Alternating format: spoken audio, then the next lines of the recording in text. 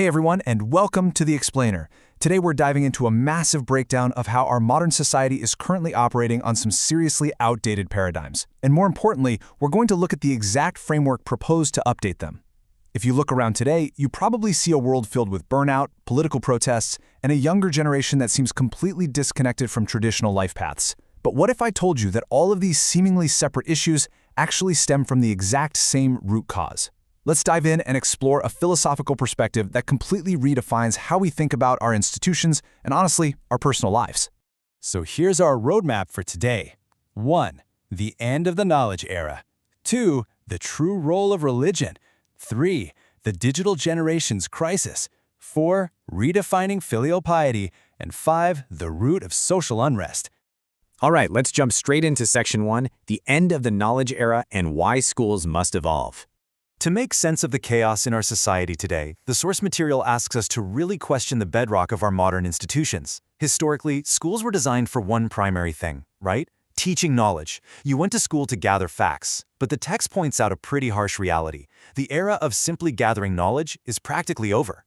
I mean, we live in an age where artificial intelligence can secure and process more information in a literal second than we could in an entire lifetime. So, if knowledge is universally accessible everywhere you look, what should we actually be learning? Well, the source argues that while schools taught knowledge, religion was actually supposed to teach truth. And by truth, it means the fundamental principles of how to actually live correctly in this world.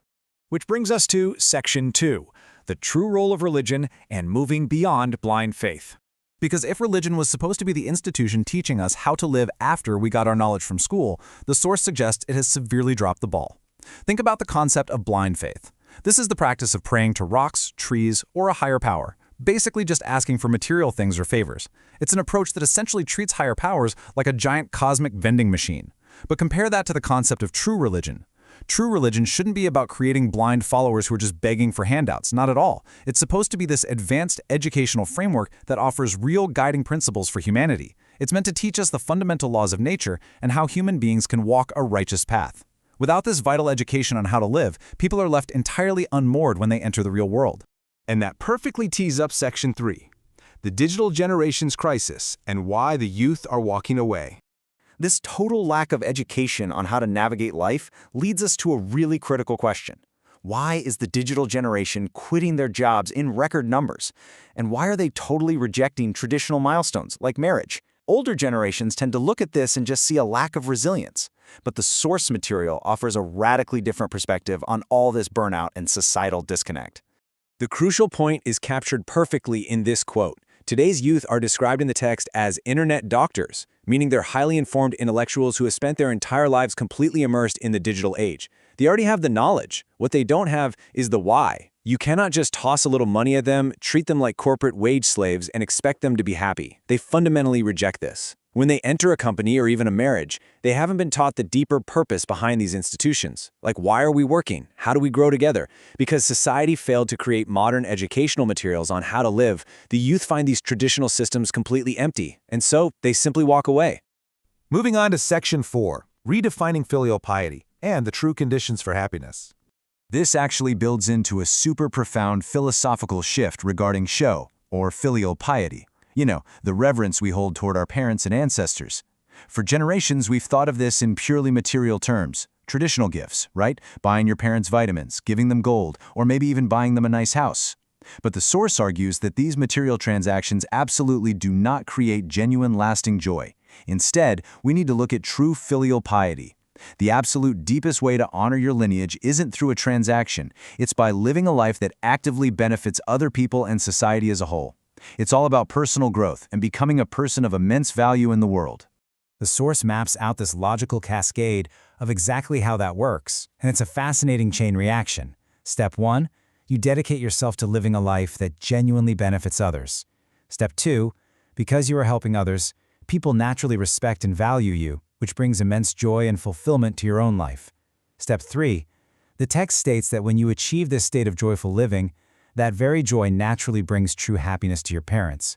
It even resolves the generational karma of your ancestors. So finding your purpose and benefiting humanity is actually framed as the ultimate form of respect. Now, for our final part, Section 5, the root of social unrest and finding the fundamental cause of struggle. Let's zoom out and connect this philosophy of personal growth to the macro level.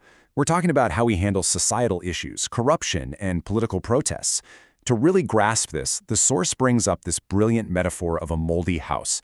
Okay, imagine your society as a house. Step 1. For years, we totally neglect it. We don't ventilate it, we don't clean it, we just let the humidity build and build. Step 2. Naturally, because of this damp, neglected environment, mold grows and bugs appear. These bugs, they represent corruption, bad politicians, and overall societal decay. Step 3. We get furious at the bugs. We take to the streets to protest and try to squash them. But the source points out a massive structural flaw here. Getting mad at the bugs doesn't change the fact that the house is literally designed to breed more of them. If you only fight the surface-level symptoms without fixing the root environment, you are going to be fighting forever. So how do we actually fix the house? Well, the text lays out a really systematic framework for constructive social action. First up, we must reflect on our own societal neglect. Next, we have to research the root causes. The text even suggests using AI as a mentor to ask why these historical conditions popped up in the first place. Then, if we absolutely must protest, we do it with a clear purpose, combining our calls for change with genuine historical self-reflection. And finally, the ultimate goal is to fix the fundamental environment permanently so those issues can never take root again. We essentially have to become researchers of our own society, not just angry participants. Which leaves us with this final, incredibly provocative question straight from the source text. As we navigate the chaos of the modern world, whether we're talking about our careers, our relationships, or our political systems, are we just blindly fighting the symptoms? Or are we actually doing the hard work of looking for the fundamental root cause? It's a massive paradigm shift that demands we stop just gathering knowledge and start learning how to truly live. Thank you so much for joining me on this explainer. Keep asking the deep questions, and I'll catch you next time.